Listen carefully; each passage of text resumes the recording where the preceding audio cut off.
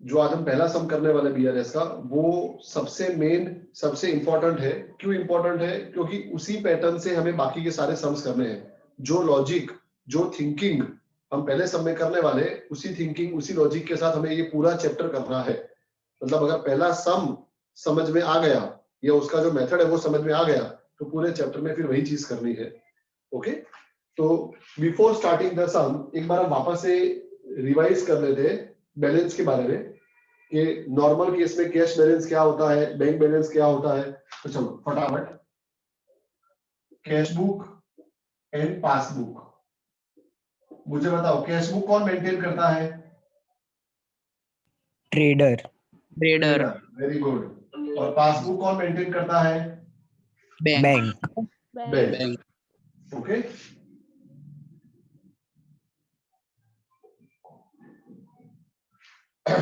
अब normal case में cash book का बैलेंस कौन सा बैलेंस होता है, बताओ? Debit. Debit. Very good. Okay, तो फिर नॉर्मल केस में पासबुक का बैलेंस कौन सा होगा? क्रेडिट। क्योंकि मैंने बोला था कि cash book and passbook both are always opposite of each other, दोनों एक दूसरे के ऑपोजिट ही होंगे। अब ओवरड्राफ्ट के टाइम पे कैश बुक का बैलेंस क्या हो जाएगा? क्रेडिट। क्रेडिट। ओके, और पासबुक का फिर हो जाएगा डेबिट। ओके, अब ये चैप्टर का हम जब भी सम करेंगे तो हर एक सम में हम रफ वर्क बनाएंगे। ये रफ वर्क बहुत इंपॉर्टेंट है, इसी के ऊपर से हमारा पूरा सम होगा। ओके, तो रफ वर्क बहुत इंपॉर्टेंट है। अभी अपने शुरू करने जा रहे हैं सम नंबर 4। टेक्स्ट बुक का पेज मेरा अलग होगा शायद, क्योंकि पुरानी टेक्स्ट बुक है मेरे पास, लेकिन श्री सुधीर वाला सम है, सम नंबर 4। मिला सबको? Yes sir. Yes sir. Cash book of Shri Sudhir shows bank balance of 5,000 on 31/12/2015.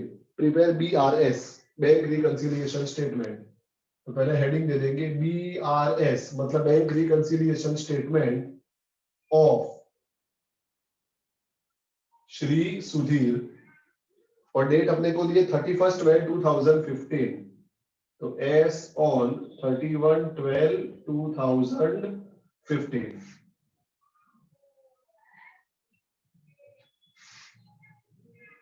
यहाँ पे हम लिखेंगे सीरियल नंबर, डेट नहीं आएगी, सीरियल नंबर आएगा।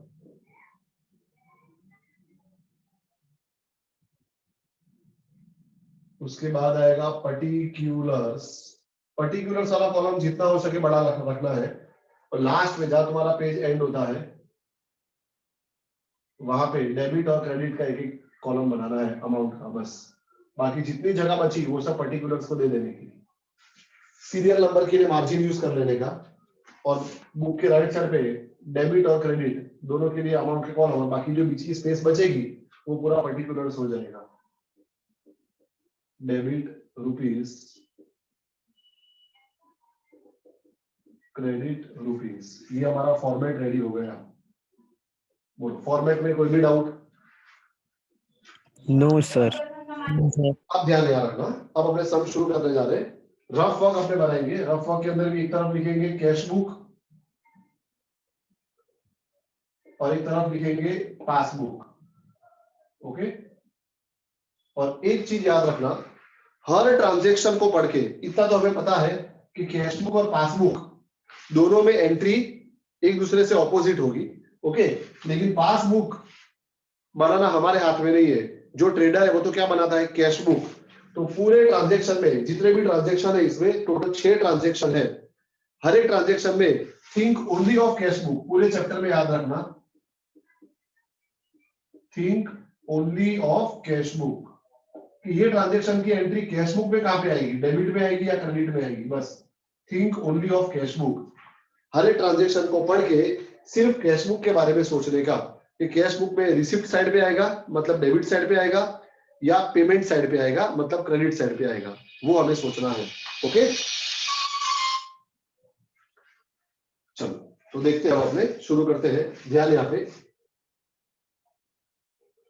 अब सबसे पहले ऊपर क्या दिया है, पढ़ो ध्यान से।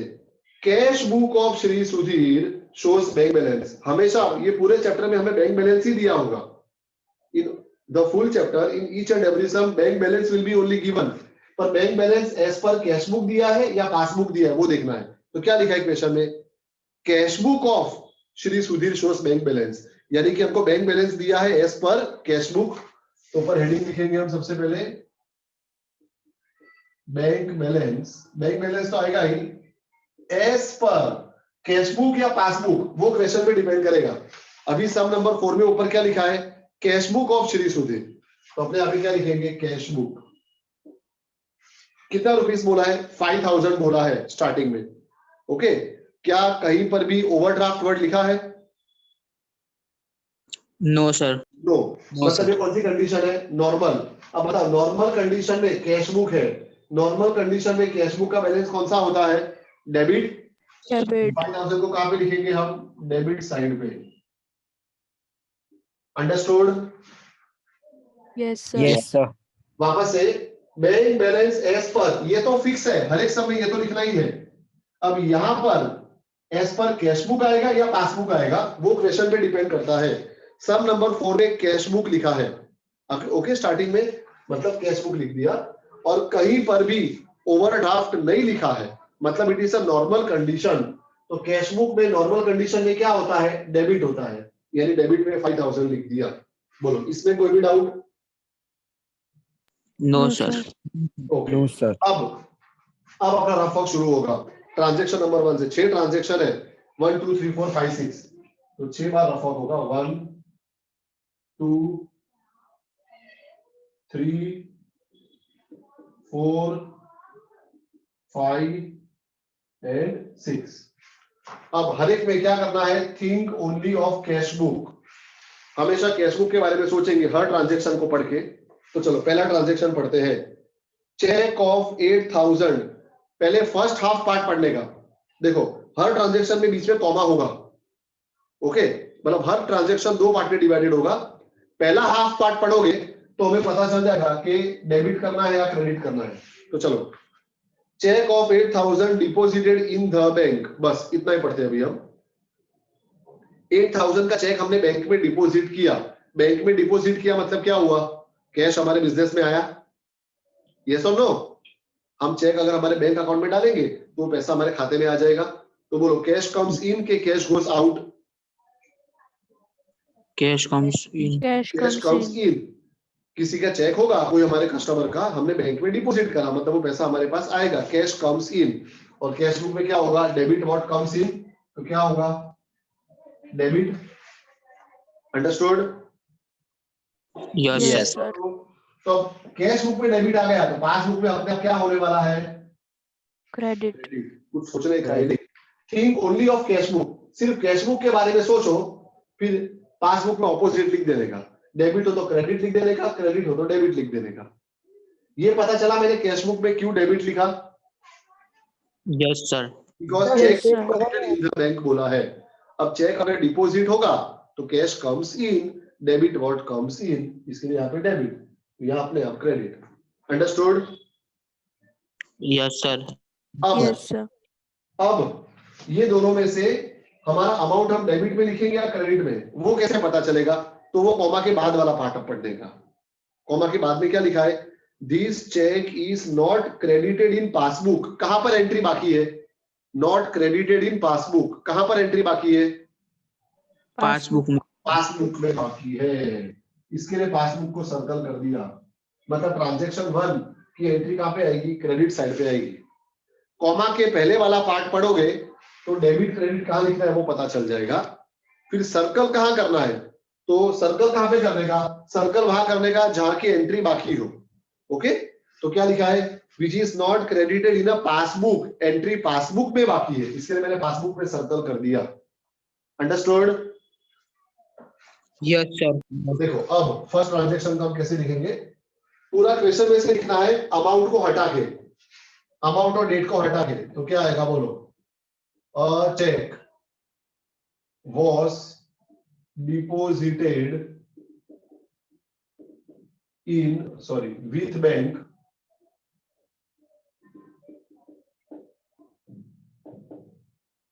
but this check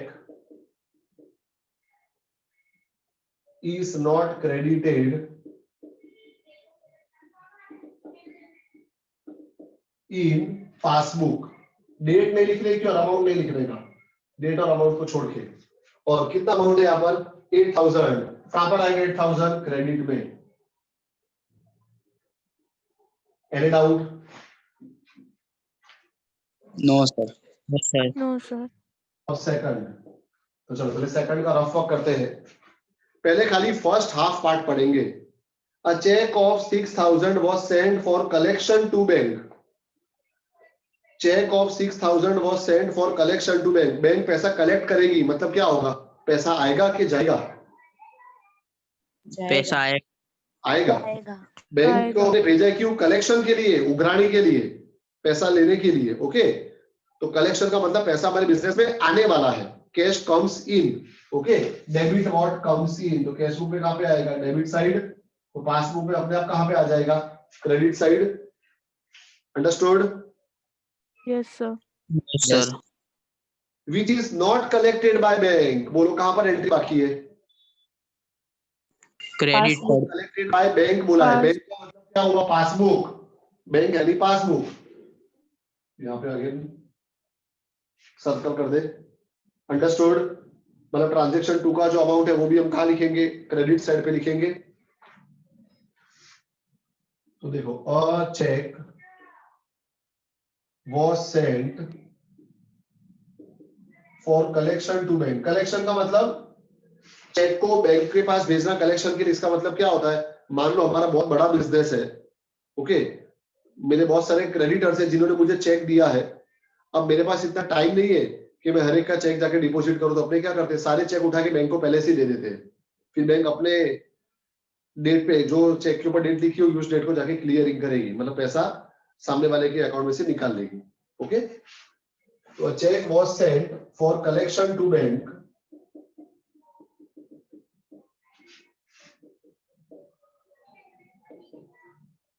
which is not collected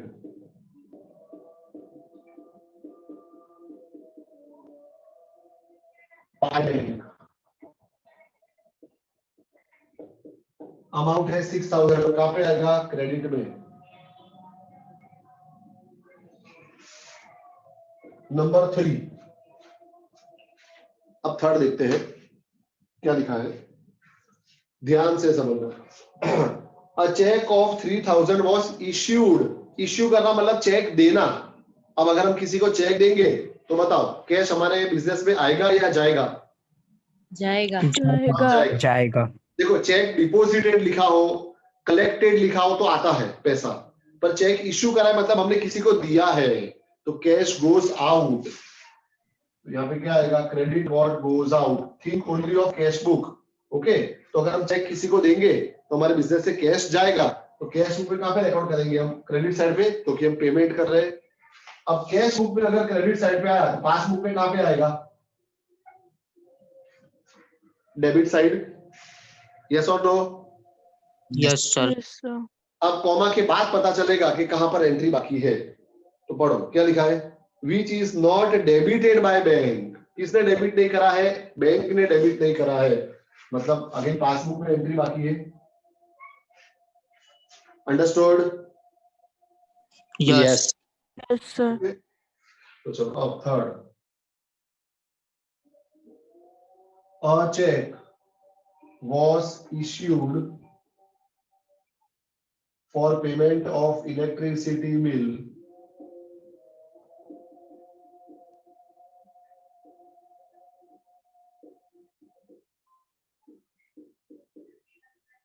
which is not debited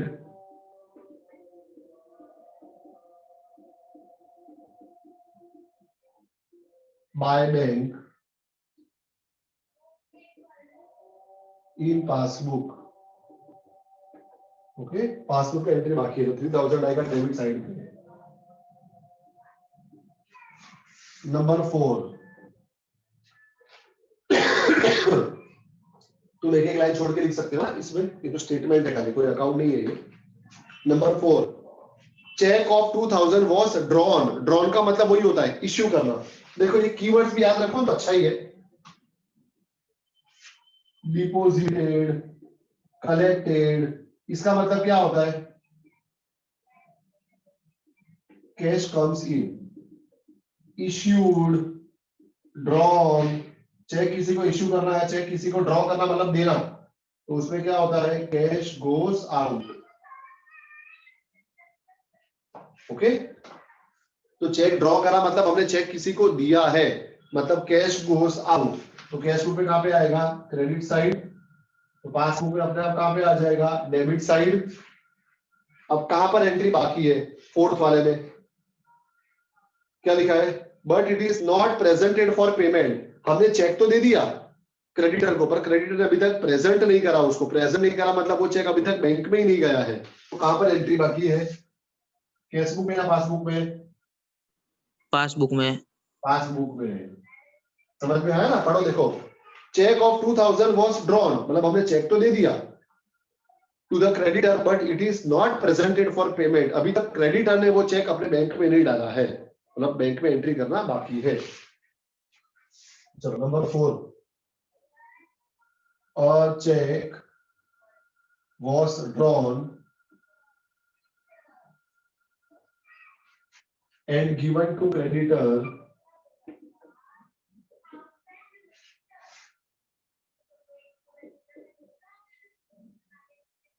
but not presented for payment, but not presented for payment। Okay, तो 2000 कहां पे आ जाएगा? डेबिट साइड पे। नंबर 5, अब देखो फिफ्थ में क्या है। फिफ्थ में तो कितना क्लियर लिखा है, कॉमा के आगे वाला पार्ट पढ़ो खाली। Interest of ₹80 credited in passbook. Credited in passbook, passbook में क्या बोला है? क्रेडिटेड। लिख दूं क्रेडिट? यस। यस और नो? क्लियर लिखा है यस। क्रेडिटेड इन पासबुक, तो पासबुक में क्रेडिट। अब अगर पासबुक में क्रेडिट होगा तो कैश बुक में क्या होगा? डेबिट। डेबिट। डेबिट। और क्या बोला है? Which is not debited in cash book. Entry इस बार कहां पर बाकी है? कैश बुक में डेबिट। बाकी है, डेबिट कैश। है ना? विच is not debited in a cash book. Entry कहां पर बाकी है? कैश बुक में बाकी है, इसलिए कैश बुक में मैंने सर्कल कर दिया। ओके, चलो लिखते हैं अभी। इंटरेस्ट, मतलब हर सब में क्या हो रहा है? हर ट्रांजेक्शन में हम कॉमा के आगे वाला पार्ट पढ़ के पहले डेबिट क्रेडिट लिख देते हैं। ओके, और उसके बाद कॉमा के बाद वाला पार्ट पढ़ते हैं, तो जहां पर एंट्री पेंडिंग होती है उसको सर्कल करते हैं। Interest credited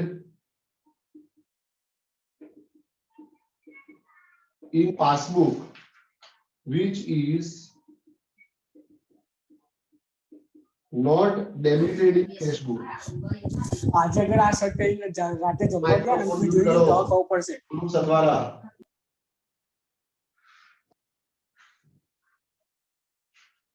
which is not debited in cash book। 80 rupees कहां पर आएगा? डेबिट में आ जाएगा।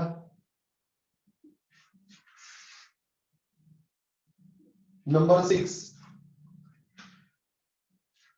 अब देखो 6 में भी कितना क्लियर लिखा है। Bank debited ₹100 in passbook. Passbook में बैंक ने डेबिट किया है, पासबुक में क्या करेंगे हम? डेबिट। तो अपने आप कैश बुक में क्या होगा? Credit. Okay, which is not credited in cash book. Entry कहां पर बाकी है? कैश बुक में एंट्री बाकी है। Any doubt? No. No sir. Bank debited in passbook for bank charges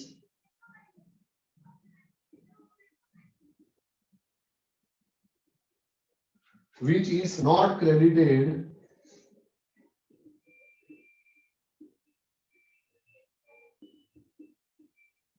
in cash book।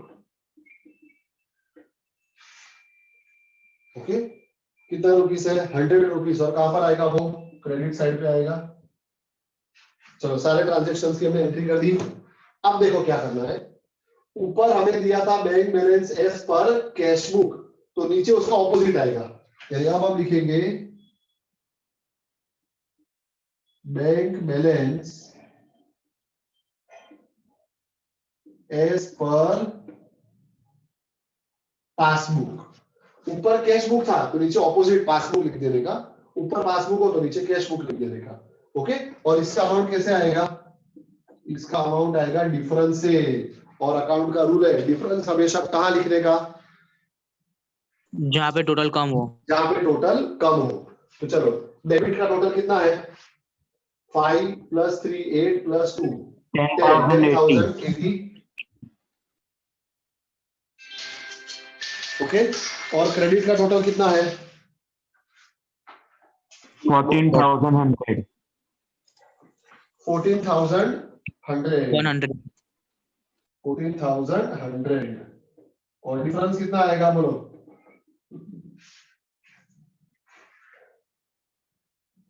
दोनों का डिफरेंस निकालो। 4,020 रुपीज। 4,020। और डिफरेंस हमेशा कहां लिखने का? जहां टोटल कम हो। मतलब इस बार हम लिखेंगे डेबिट साइड पे 4,020। ओके, और फिर कर देने का टोटल।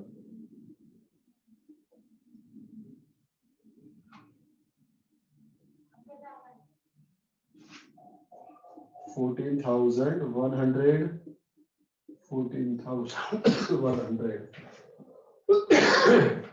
बोलो पूरे सब में कोई भी doubt? No sir. No sir. थोड़ा सोचना पड़ता नो है, सर। सोच सोच के सम करना पड़ता है। ओके, लेकिन प्रैक्टिस करोगे तो आ जाएगा और जल्दी भूल भी जाओगे। ये चैप्टर ऐसा है ना, अभी समझ में तो आ गया, लेकिन अगर एक हफ्ता छोड़ दिया तो भूल जाओगे कैसे डेबिट हुआ कैसे क्रेडिट हुआ। इसलिए वीडियो रिकॉर्डिंग जो है वो बार बार देखते रहना, जब भी भूल जाओ तो तुमको आइडिया आ जाएगा।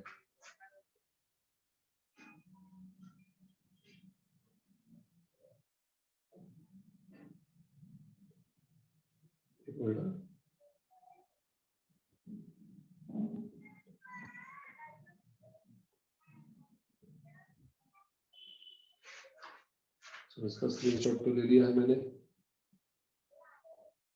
अब चलते हैं ऐसे नेक्स्ट क्वेश्चन पे।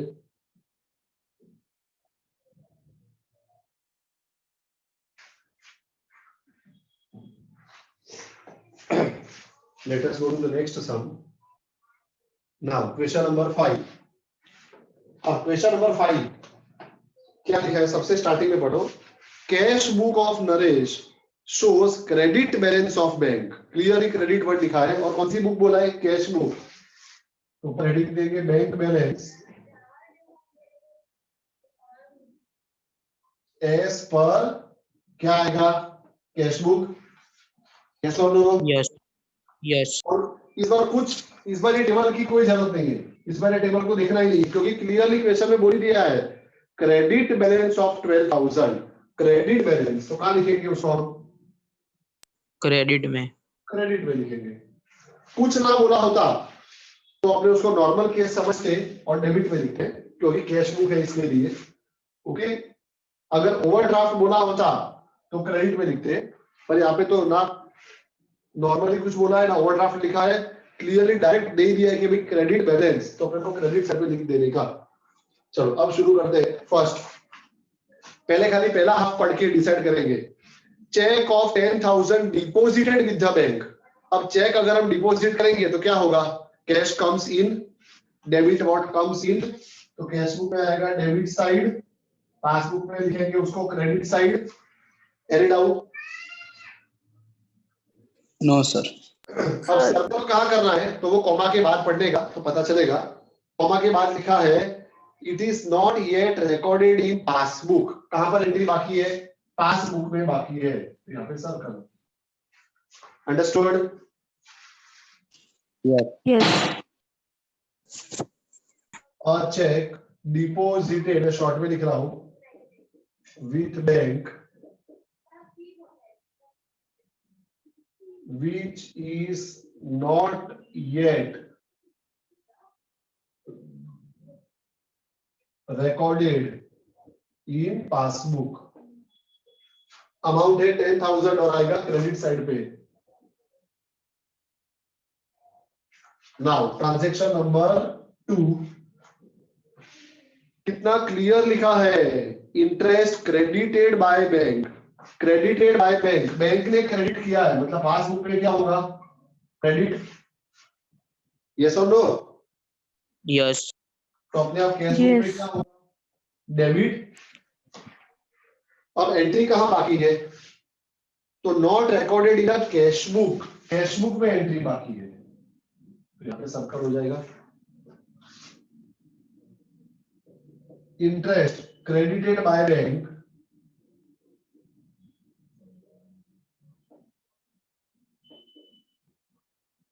not recorded in cash book,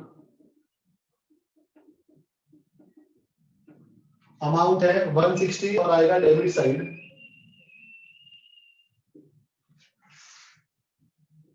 number 3, a customer has deposited 10,000 directly in a bank account। Customer ने डिपॉजिट कर दिया, मतलब cash comes in, debit what comes in, तो कैश बुक में आएगा डेबिट साइड, पासबुक में आएगा क्रेडिट साइड। ओके, अब एंट्री कहां बाकी है, which is not known till date, अभी तक ट्रेडर को उसके बारे में पता ही नहीं है। कस्टमर ने डायरेक्टली पैसा उसके अकाउंट में डाल दिया, पर ट्रेडर को नहीं पता है। ट्रेडर को नहीं पता होगा तो कहां पर एंट्री बाकी रह जाएगी, Cash book. Cash book. Okay, trader तो कैश बुक बताता है, तो डेबिट साइड पे आएगा। A customer has deposited directly in bank account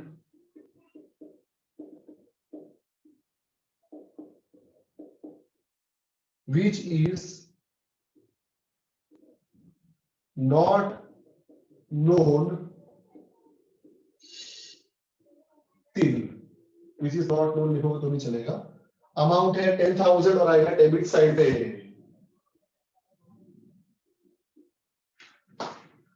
number 4, check deposited with the bank. Deposited का मतलब होता है cash comes in, debit what comes in, तो कैश बुक में आएगा डेबिट साइड, पासबुक में आएगा credit side, but not recorded in cash book. कहां पर एंट्री बाकी है, कैश बुक में बाकी है। Any doubt? No, sir. No. No. Check deposited with bank not recorded in cash book, amount 8,000 आएगा डेबिट साइड पे।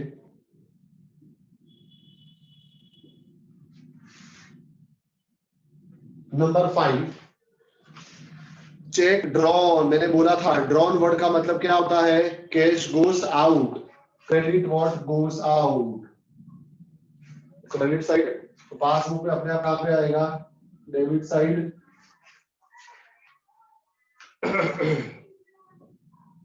और क्या लिखा है, it is not recorded in a cash book, again cash book में एंट्री बाकी है। समझ में आ रहा है ना सबको? Yes, sir. Yes, sir. Sir. Check drawn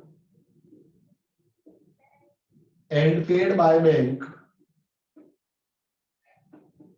but not recorded in cash book, but not recorded in cash book। 6,000 कहां पर आएगा, क्रेडिट साइड पे आ जाएगा। नंबर 6, अब बहुत ध्यान से, a bill receivable of 3,000 discounted with the bank is dishonored। जब भी वर्ड डिसऑनर आएगा, डिसऑनर का मतलब क्या हुआ, what do you mean by dishonour?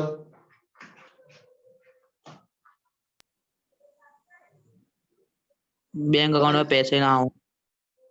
नहीं, हाँ मतलब ऐसा बोल सकते हैं, तो चेक बाउंस हो जाना, चेक बाउंस होता है ना, वैसे डिसऑनर का मतलब क्या हुआ, बैंक अपने अकाउंट में से पैसा माइनस कर देती है, निकाल देती है। ओके, तो जब भी डिसऑनर होगा, डिसऑनर हमेशा ट्रेडर के लिए नुकसान है।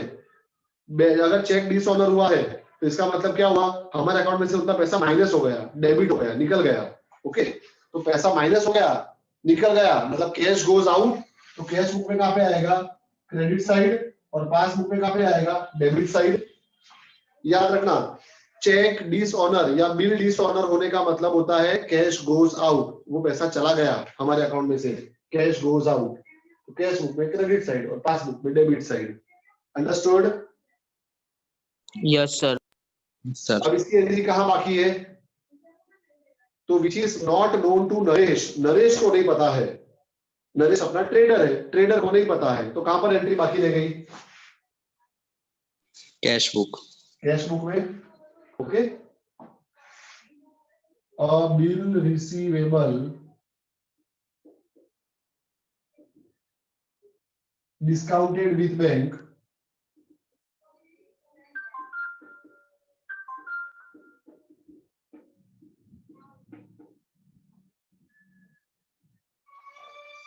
is dishonored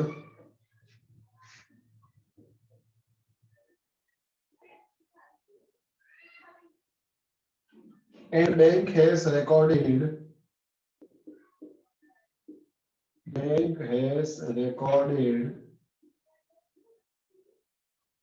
the amount in passbook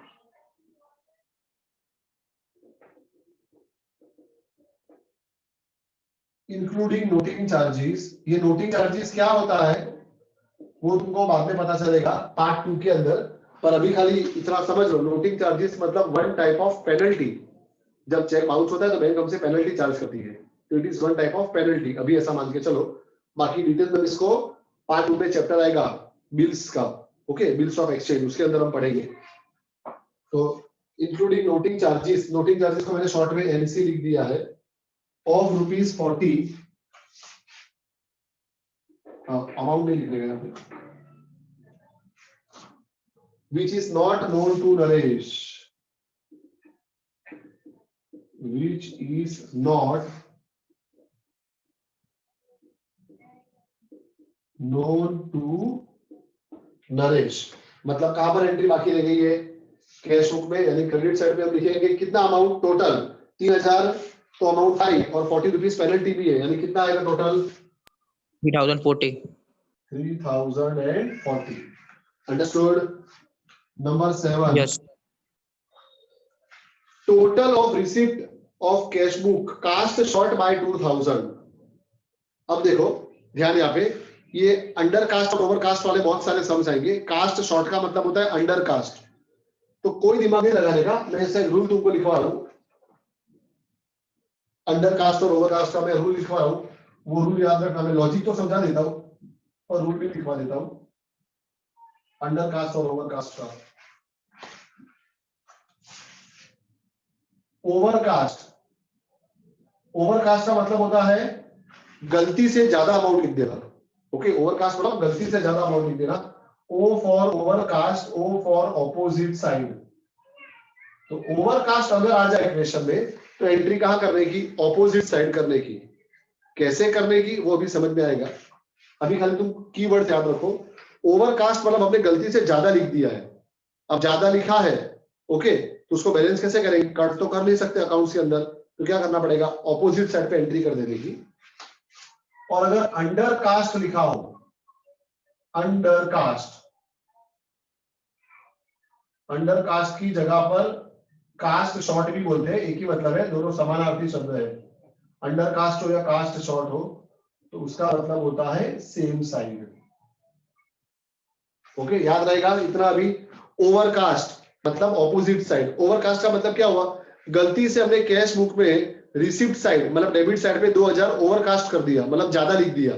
तो ज्यादा लिखा तो क्या हम उसको कट कर सकते हैं, अकाउंट में कुछ कट हो सकता है, एक बार लिख दिया उसके बाद नहीं, तो उसको बैलेंस करने के लिए क्या करना पड़ेगा, 2000 पेमेंट साइड पे लिखना पड़ेगा, ऑपोजिट साइड पे। इसके लिए अगर क्वेश्चन में ओवरकास्ट वर्ड आ जाए तो एंट्री ऑपोजिट साइड करने की, पर अंडर कास्ट या कास्ट शॉर्ट वर्ड आ जाए तो सेम साइड पे एंट्री करने की। क्वेश्चन में कौन सी साइड बोली है, इसमें डेबिट क्रेडिट नहीं आएगा, इसमें डेबिट क्रेडिट नहीं आएगा, क्वेश्चन में कौन सी साइड बोली है? रिसिप्ट साइड बोली है। रिसिप्ट साइड का मतलब डेबिट साइड। Debit side. और कास्ट शॉर्ट बोला है, मतलब सेम साइड पे कर देने की एंट्री, मतलब डेबिट साइड पे कर देने की। डेबिट साइड आया समझ में? Receipt Yes, sir. साइड का मतलब डेबिट साइड होता है, और कास्ट शॉर्ट लिखा है, कास्ट शॉर्ट का मतलब सेम साइड, यानी डेबिट साइड पे कर देने की।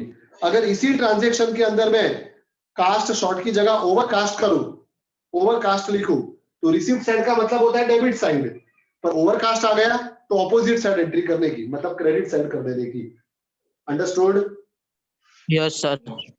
Yes sir. चलो अभी कहां पे आएगी एंट्री? डेबिट साइड पे आएगी। Total of receipt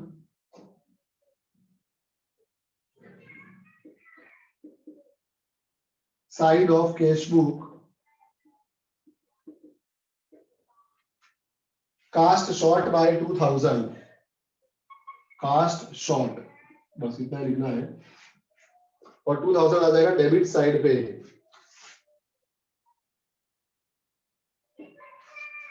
next number 8, cheque drawn. Draw मतलब cash goes out, credit what goes out, यहाँ पे अपना डेबिट हो जाएगा। But not presented for payment, अभी तक वो चेक पेमेंट के लिए बैंक में प्रेजेंट ही नहीं करा, तो एंट्री कहां बाकी है? पासबुक में। पास नंबर 8 क्या लिखेंगे हम? चेक ड्रॉन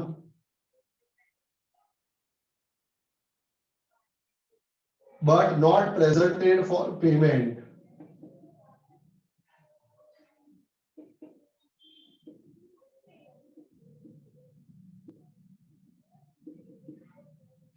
डेबिट साइड पे आएगा अमाउंट 1000।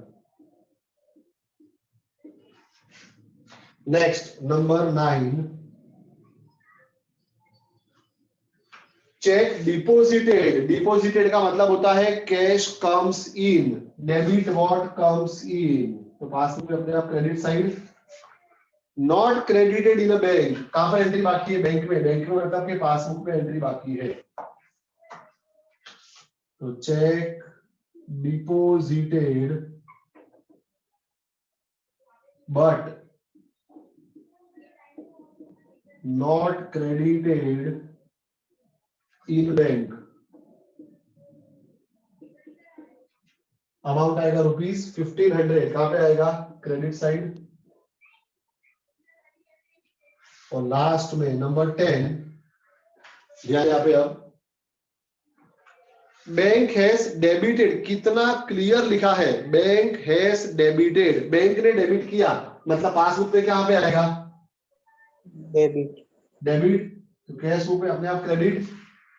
और एंट्री कहां पर बाकी है? Which is not recorded in a cash book, cash book में एंट्री बाकी है।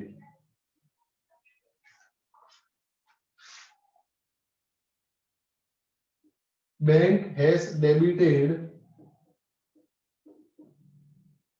कमीशन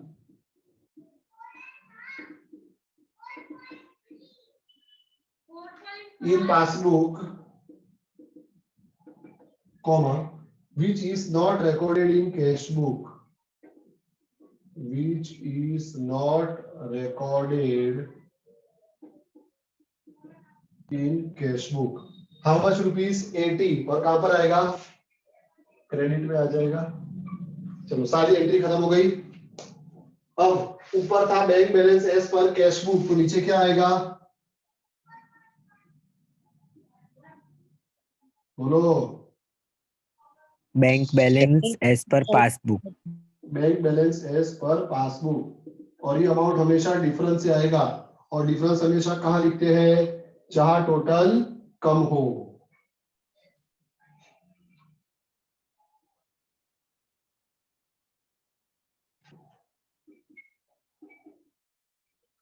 बताओ, क्लियरली पता चल रहा है? क्रेडिट का टोटल ज्यादा है, करो कितना है क्रेडिट का टोटल? 32,620। 32,620। ओके, खाली लिख के रखते साइड में। और डेबिट का टोटल करो। 21,160। 1,160। ओके, अब दोनों का डिफरेंस निकालो।